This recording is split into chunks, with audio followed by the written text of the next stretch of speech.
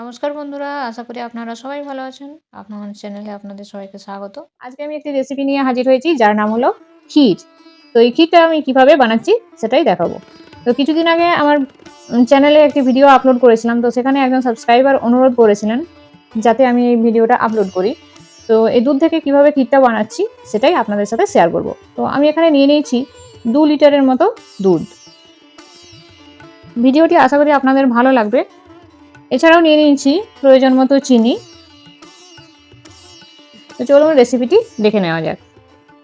তো প্রথমে আমরা গ্যাসটা জ্বেলে কড়াটা বসিয়ে নিচ্ছি। কড়া বসিয়ে নিয়েছি, এরপর আমরা এতে দুধটা ঢেলে দেবো। এবং প্রথমে কিন্তু আমি গ্যাসের ফ্লেম কমাবো না, ফুল দিয়ে রাখবো।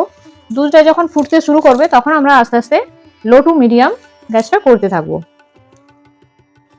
এই দেখুন ফুটে উঠেছে, এভাবে আমি কিন্তু খুন্তিটা দিয়ে ঘষতে থাকবো দুধটা। তো দেখুন আধ ঘন্টা পর দুধটার অবস্থা এরকম দাঁড়িয়েছে। তো অনেকটাই কমে এসছে এবং প্রায় আমার হয়ে এসছে। এই সময় কিন্তু আমাদের থামলে চলবে না, খুন্তি সবসময় এর জন্য নাড়তে থাকতে হবে এবং সাইডে কিছু যদি লেগে যায় সেটা বারবার খুন্তি দিয়ে পরিষ্কার করে নিতে হবে। তো এইভাবে এখন কিন্তু আমার মিডিয়াম ফ্লেমে গ্যাসটা রাখবো এবং ঘষতে থাকবো। তো এইভাবে এটা আস্তে আস্তে পুরু হয়ে যাবে এবং এটা আমার রেডি হয়ে যাবে। দেখুন অনেকটা পুরু হয়ে এসছে। এরপর সাইডে দিয়ে দিয়ে খুব ভালোভাবে ঘষে নিতে হবে, নয়তো এটা ছানা কাটা দেখতে লাগবে। তো এটাকে খুব ভালোভাবে ঘষে নিতে হবে। তো আমি গ্যাসটা অফ করে দিয়েছি, এখন আমার এটা প্রায় হয়ে গেছে। গ্যাসটা অফ করার পর এভাবে আমি এটাকে ঘষতে থাকবো এবং এটা ঠান্ডা হয়ে গেলে তারপর আমি এর সাথে চিনিটা মেশাতে থাকবো। তো দিয়ে দিচ্ছি পরিমাণ মতো চিনি। যে যেরকম মিষ্টি পছন্দ করেন সেইভাবে চিনিটা মেশাবেন।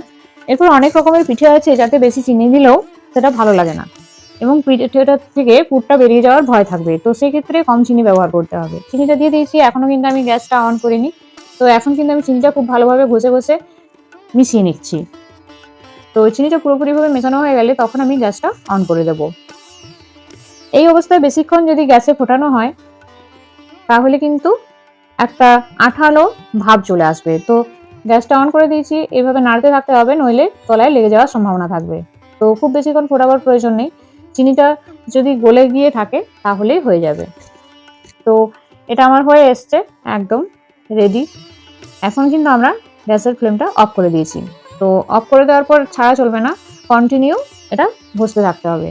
তো সামনে শীতকাল চলে এসছে, নানা রকমের পিঠে বানা হবে সবার ঘরেই। তো আপনারা চাইলে এই পুরটা ব্যবহার করতে পারেন। পুরটা আমার রেডি হয়ে গেছে, এখন আমরা একটা পাত্রে এটাকে ঢেলে দিচ্ছি। তো আমার চ্যানেলে অনেক পিঠের ভিডিও রয়েছে, আপনারা চাইলে দেখে নিতে পারেন এবং সামনে শীতকাল আবার অন্যান্য পিঠের রেসিপি আসবে।